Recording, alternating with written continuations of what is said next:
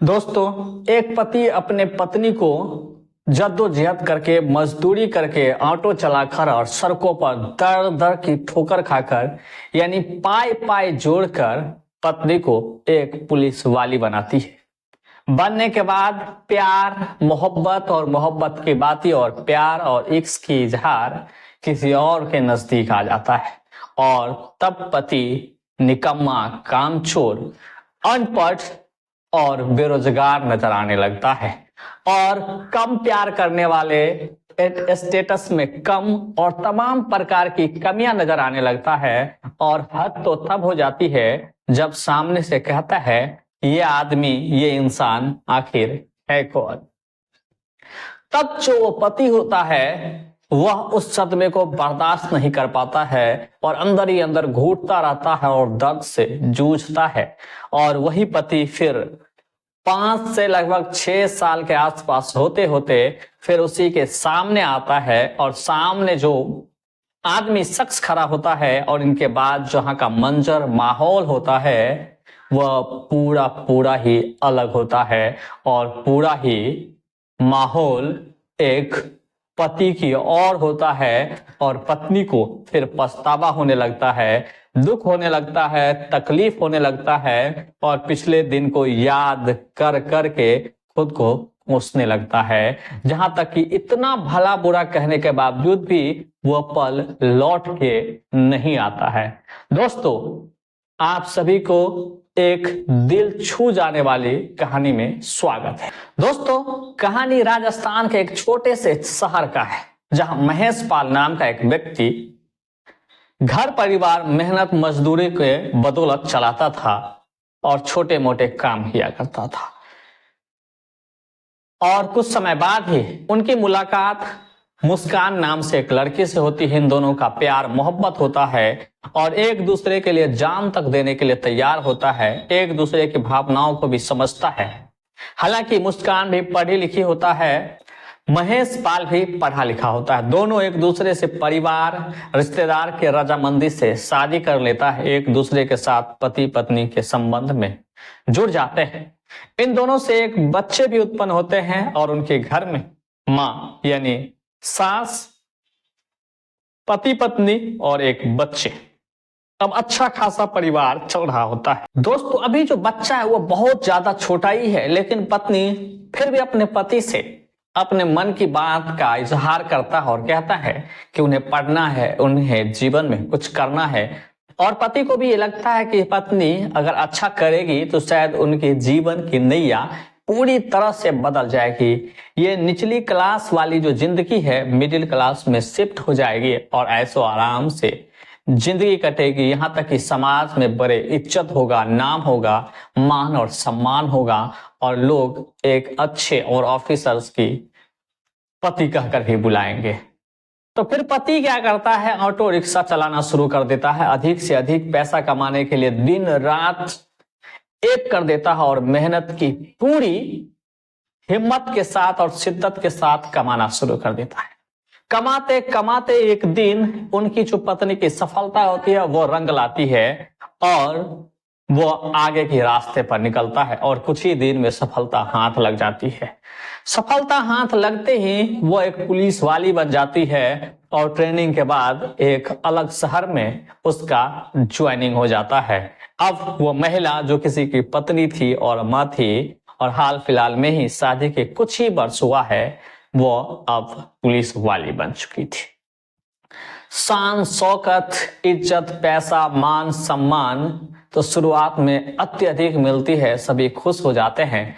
लेकिन धीरे धीरे उनकी पत्नी अब शहर के रंग रूप और हवा में पूरी तरह से मिल जाता है। अब जो गरीब पति है और नॉर्मल काम किया करते हैं, अब उनसे उन्हें घृणा आने लगता है, उन्हें तवज्जो कम देने लगता है और शहर की जिंदगी और हौफों में खुद जीवन व्यतीत करने लगता है। लेकिन दोस्तों, इधर महेश पाल की जिंदगी अब थोड़ी सी खराब होने लगी है, यानी आर्थिक स्थिति का सामना करना शुरू कर चुका है। तो वो फिर से वो पुराने दिन को याद करता है और ऑटो रिक्शा सड़कों पर चलाना शुरू कर देता है। चलाते चलाते एक समय की बात है, वो उसी शहर में पहुंच जाता है जहां उसकी पत्नी एक सिपाही के तौर पर, एक पुलिस वाले के तौर पर ड्यूटी कर रही है। उसी शहर के अंदर एक पुलिस वाले, ट्रैफिक पुलिस उन्हें पकड़ लेता है, कागजात मांग करता है। कागजात उन्हें बताया जाता है कि पूरी नहीं है और उनसे पैसा वसूली करता है। और पैसा जब डिमांड किया जाता है तो महेशपाल सीधा सीधा कहता है कि वो पैसा नहीं देंगे, क्योंकि उन्हें भी गुरूर था और गुमान था कि उनकी पत्नी पुलिस वाली है। तो ट्रैफिक पुलिस ये कहता अगर तुम पैसे नहीं दोगे तो तुम्हारा जो टेम्पू है, ऑटो है, उन्हें सीज कर लिया जाएगा और थाने में दे दिया जाएगा। और कोर्ट कचहरी के चक्कर लगाते लगाते तुम्हारे जो टेम्पू है, ऑटो रिक्शा है, वो थाने में ही सर और गल जाएंगे और कोई काम का नहीं रहेगा। दोस्तों, इन बातों का तनिक से भी उनके ऊपर असर नहीं करता है। कहता ठीक है, अगर थाने ले जाना चाहते हो तो ले चलो। और उनके मन में यह था कि उनकी पत्नी है, वहां सब कुछ संभाल लेंगे। दोस्तों, फिर महेशपाल पुलिस वाले के साथ और ऑटो लेकर सीधे थाने पहुंचता है। वहां देखते उसकी पत्नी दूसरे केबिन पर किसी दूसरे के साथ फोन पर लगा हुआ और उन्हें कहता है कि तुम मुझसे उम्मीद मत रखो, मैं एक ईमानदार पुलिस वाली हूं, इधर उधर करने का थोड़ी सी भी कोई गुंजाइश नहीं है और सपनों में भी ऐसे नहीं सोचना। उनकी बातों से और उनके हाव भाव से ये लग रहा था कि ये पुलिस वाली पूरी तरह से सख्त है, दूध का धुला हुआ है, ईमानदार की पट्टी और थप्पा लगा हुआ है। दोस्तों, ये बात तो ठीक ठाक है और चेहरे पर जचता भी है ये ऐसा एक गुमान।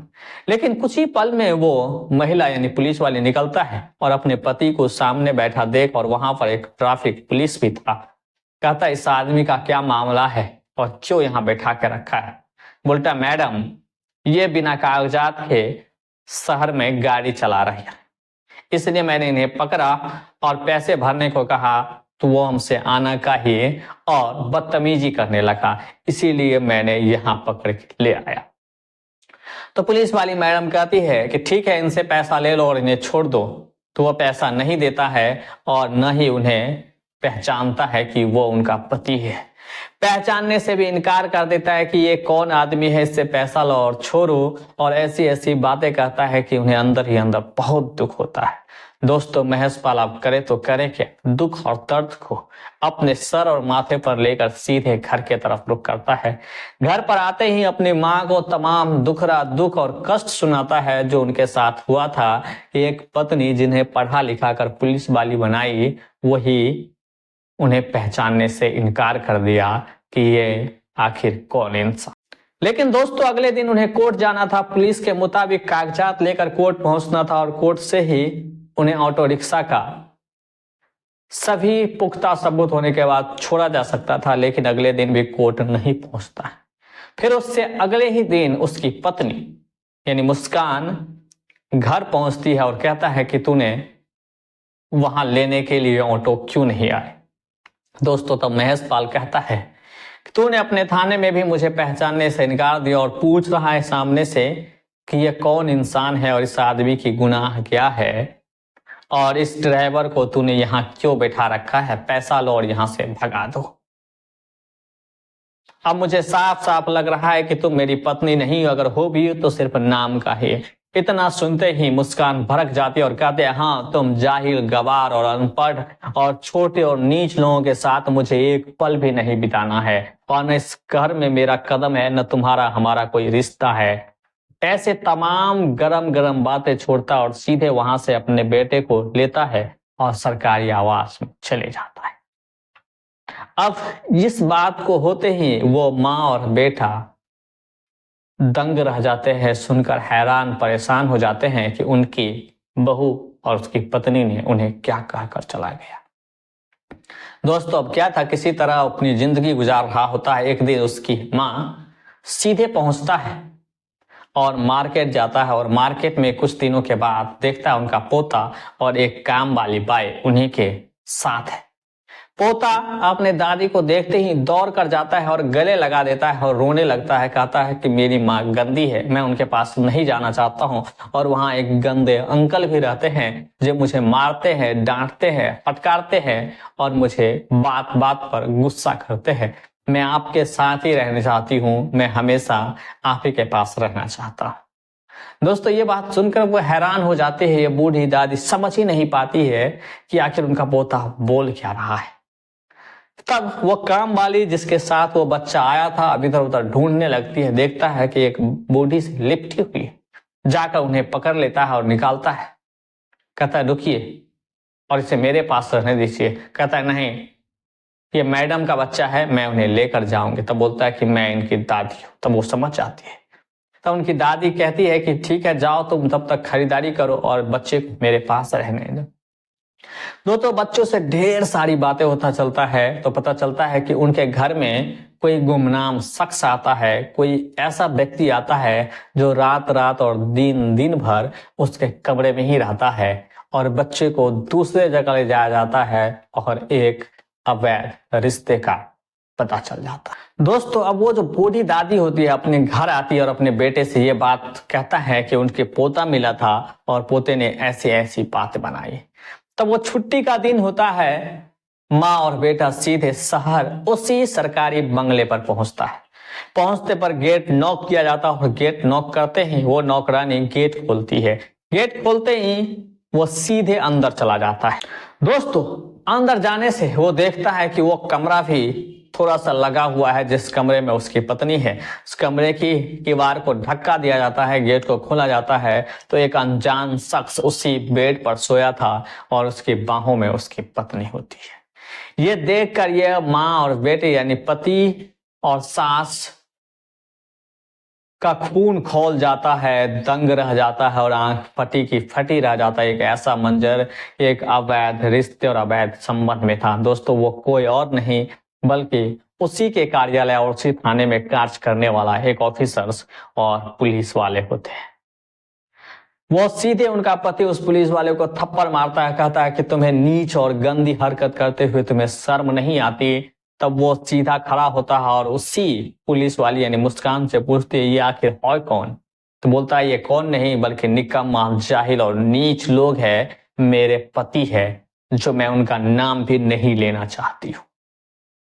दोस्तों इन दोनों के बाद काफी तकराव होता है, गुस्सा होता है, काफी बहस होता है। बहस होने के बावजूद ये उनकी सास और उसका पति वहां से निकल जाता है और वो भी उन्हें जाने के लिए कह देता है और तुम्हारा न आने की सलाह भी देता है, वरना गलत गलत आरोप में फंसाकर जिंदगी भर सलाखों के पीछे करवा देगा, ऐसे तमाम धमकी भी देता है। वहां से आने के बाद उसकी माँ तो कुछ दिन तक जैसे तैसे अपनी जिंदगी गुजार रहा होता, जैसे जैसे उसकी दिन कट रहा था उन्हें समझ में नहीं आ रहा था करे तो करे क्या। अपनी वही पुरानी वाला संदूक खोलता है और वहां उनकी पुरानी और पुश्तैनी जमीन के कुछ कागजात थे, उन जमीन को बेच देता है। उनमें कई लाख आते हैं। उससे एक छोटे से दुकान खोलता है और उनकी माँ दुकान संभालता है। वही बेटा को कहता है तुम तो पढ़ने लिखने में अच्छे थे, जाकर पढ़ाई करो। अब बेटा जाकर पढ़ाई करने लगते हैं। जीवन सबसे ठीक ठाक चल रहा होता है और यही जो मुस्कान होती है अब उस व्यक्ति अलग ऑफिसर्स पर दबाव डालने लगता है कि उन्हें शादी करना है, लेकिन वो ऑफिसर पहले से शादीशुदा और 3 बच्चे का पिता भी होता है। दोस्तों लेकिन ऑफिसर्स पर ज्यादा जो धमकी दिया जाता है मुस्कान के द्वारा, तो उस ऑफिसर्स के मोबाइल में कुछ अश्लील तस्वीर थी, मुस्कान के कुछ गंदे वीडियो थी, मुस्कान के कुछ नंगी तस्वीरें थी जो अलग अलग ऑफिसर्स के पास सर्कुलेट कर दिया जाता है, दे दिया जाता है और कहा जाता है कि अगर तूने कुछ भी हमारे ऊपर आरोप लगाया तो सभी वीडियोज, फोटोज और छोटे छोटे क्लिप को मीडिया में डाल दिया जाएगा और सोशल मीडिया में फैला दिया जाएगा, तुम कहीं के न रहे। दोस्तों ये बात होते ही वो बार बार हाथ जोड़ता है, हाथ फैलाता है, लेकिन कुछ होता नहीं। अब वो जैसे तैसे मुस्कान अपनी जिंदगी चला रही होती है, जिंदगी काट रही होती है, लेकिन उसी कुछ सालों के बाद उनका पति यानी महेशपाल अब एसपी बन चुका था और एसपी बनने के बाद उसी शहर में एक प्रोग्राम मीटिंग अटेंड करने के लिए आता है और सरकारी कार्यक्रम होता है। उसमें सभी पुलिस वाले, सभी थानेदार को बुलाया जाता है और वहां भाषण दी जाती है, स्वागत और वेलकम स्पीच भी होता है और वहां कुछ मैडम और पुलिस वाले को यह भी बताया जाता है यहाँ आकर स्पीच करे, बताए और समझाए। उसमें उसकी पत्नी यानी मुस्कान को भी शामिल किया जाता है।